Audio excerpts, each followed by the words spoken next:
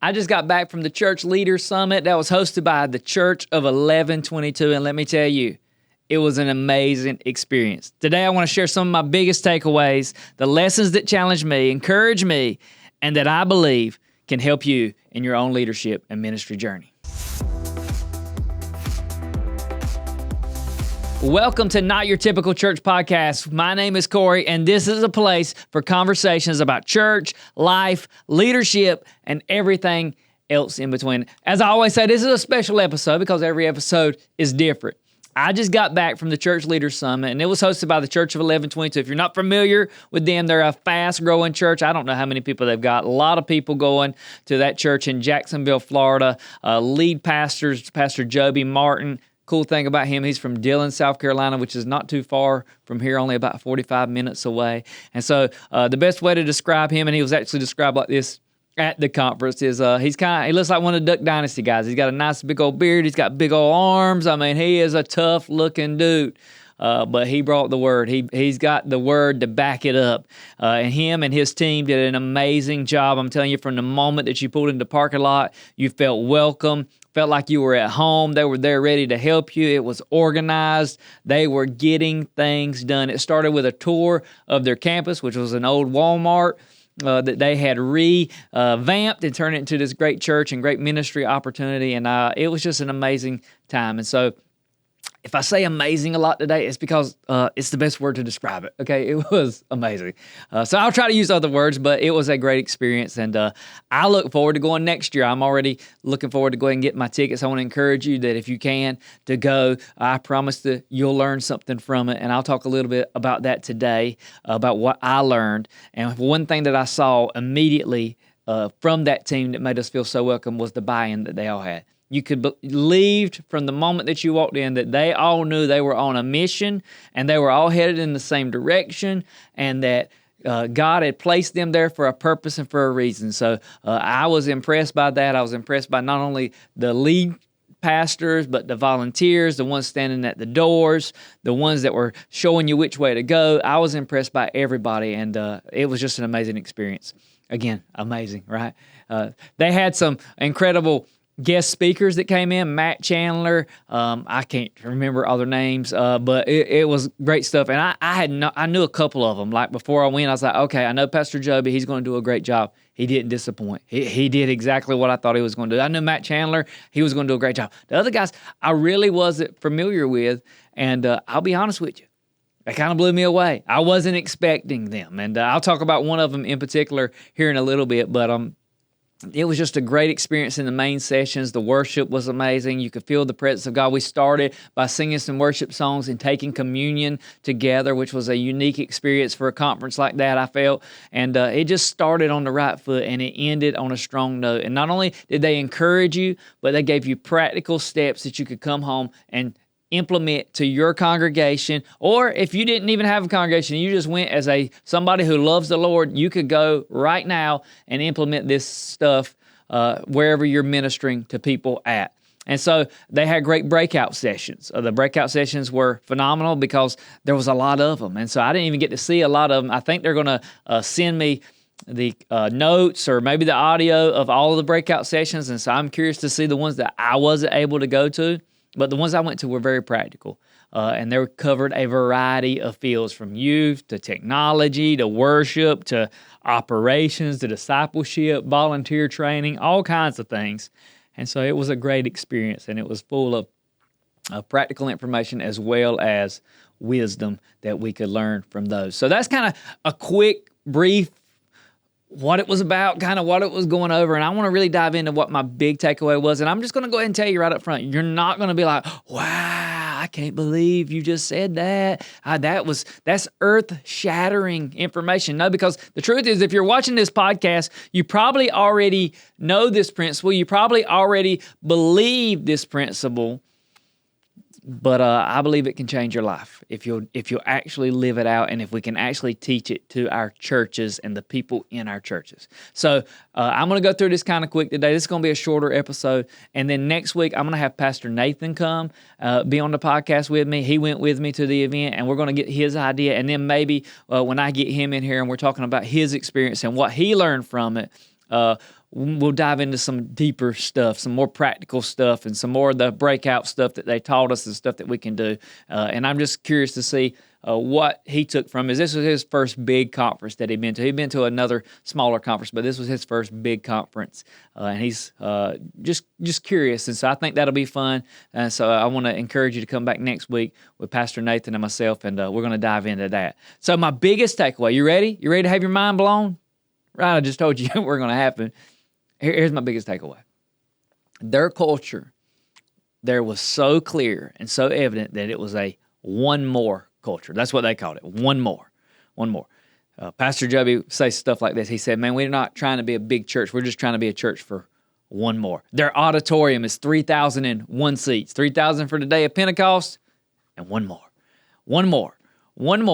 And so what does he mean by that? He means, hey, every one of us, every believer should have somebody that they know that isn't a follower of Christ that they need to be trying to get to Christ.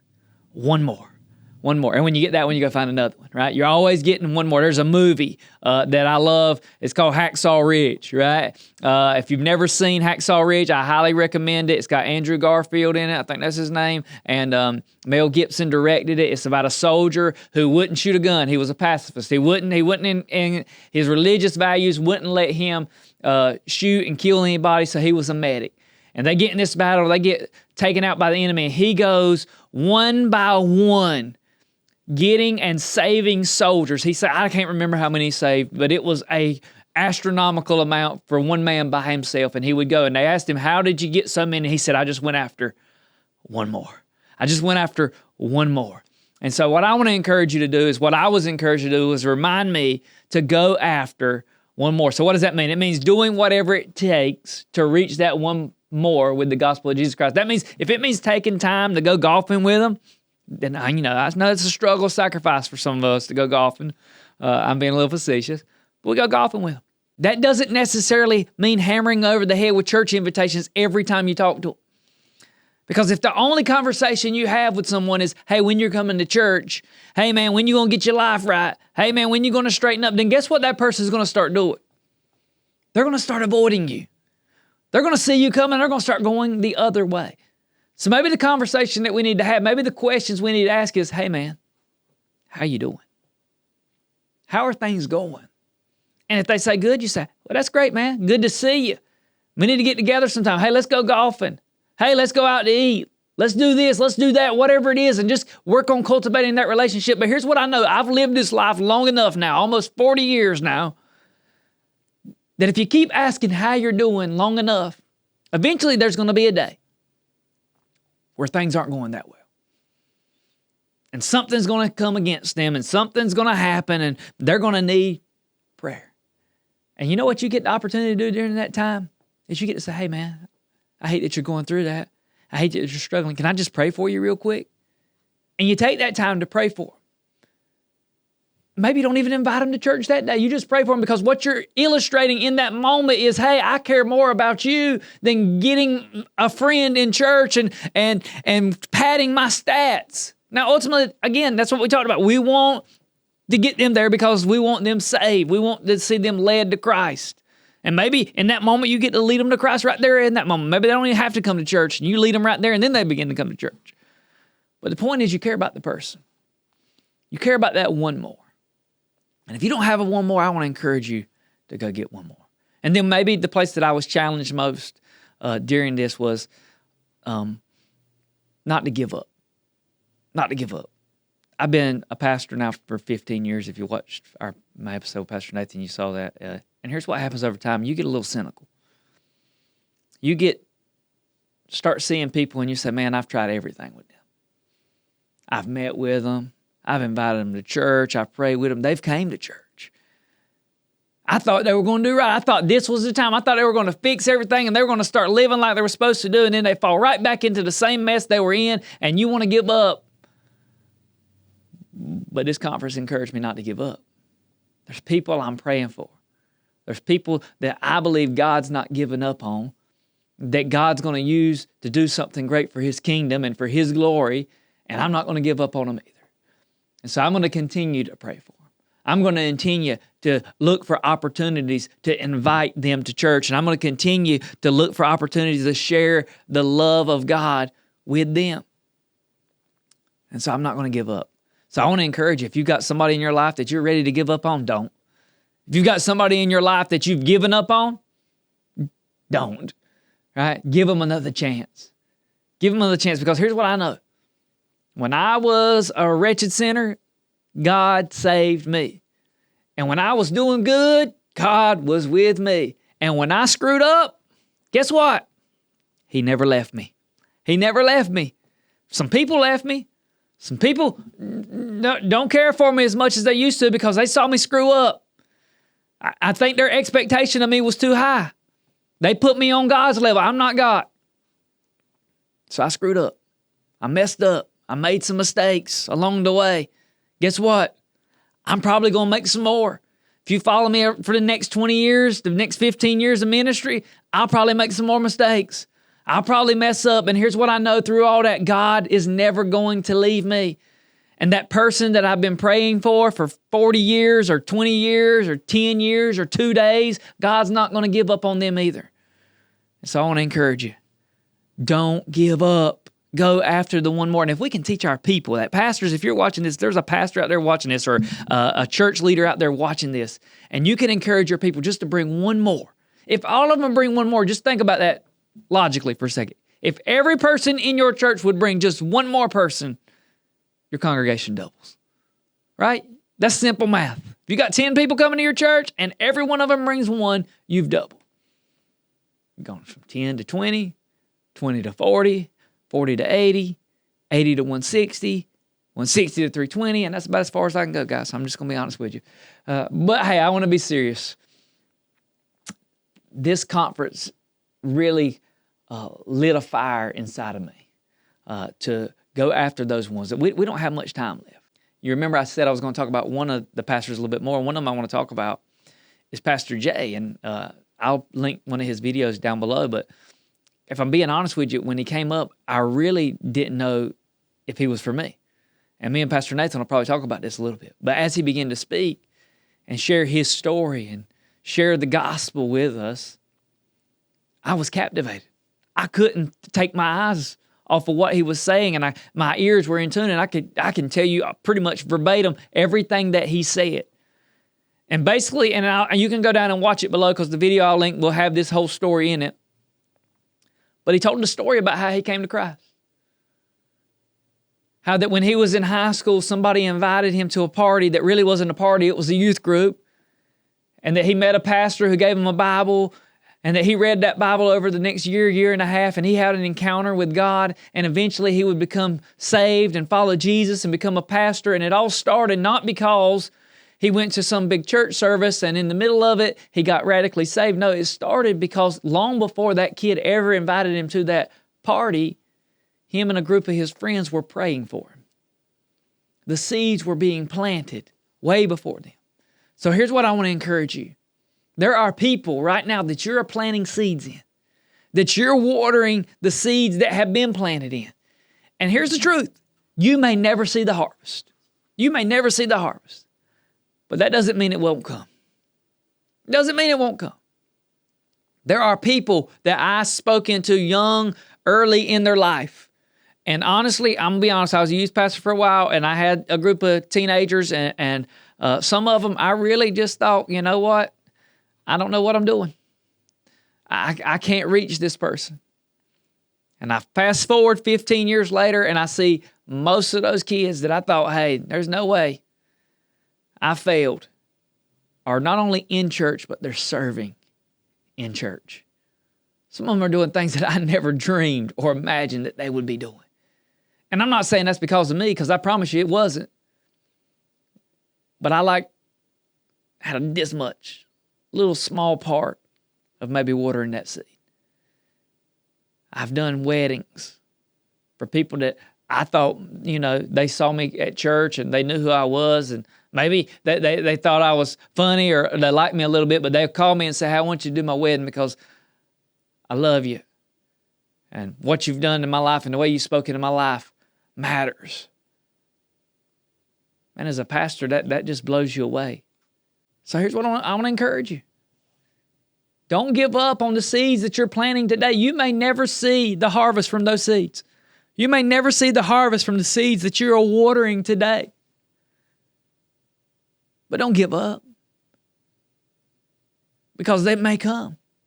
We just got to keep doing our part. And here's the other thing. Sometimes we get to share with people and we get to invite people to church and we get to see the harvest. And here's the truth, is that it was caused from seeds that were planted years ago from grandmas and grandpas who were praying prayers for those grandkids long before they ever met me or you or anybody else that invited them to church.